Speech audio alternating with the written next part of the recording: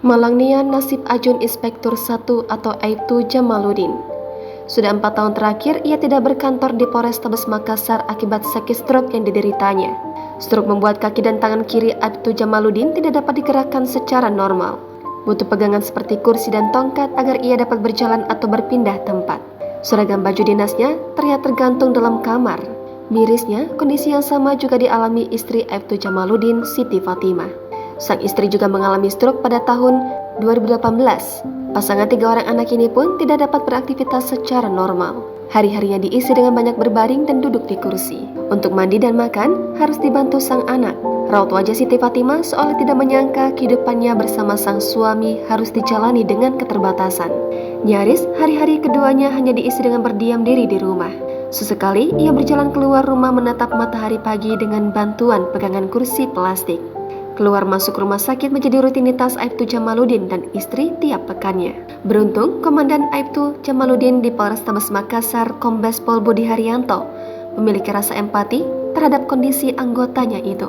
Tidak hanya kondisi fisik yang serba terbatas, rumah yang ditinggali Aibtu Jamaluddin dan keluarganya juga tampak memprihatinkan. Kediamannya berlokasi di BTN Kodam 3, Kecamatan Beringkanaya, Makassar. Sebagian besar cat di tembok rumah berukuran 6x8 meter persegi itu sudah memudar dan terkelupas. Tidak hanya tampilan luar, di dalam rumah pun kondisinya sama seolah tidak terurus. Hanya ada televisi tabung 21 inci yang jadi alat hiburan elektronik. Kursi untuk tamu yang datang juga hanya tersedia kursi plastik. Di bagian dapur yang atapnya bocor juga tampak kurang tertata. Panci-panci tempat memasak dibuat tersusun tanpa rak piring.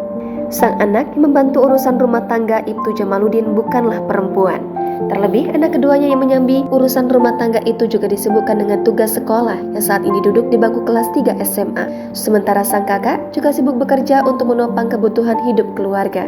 Dan sang adik masih duduk di bangku sekolah dasar. Kondisi tempat tinggal Aibtu Jamaluddin di sisi timur kota Makassar itu diperparah dengan letaknya merupakan kawasan langganan banjir.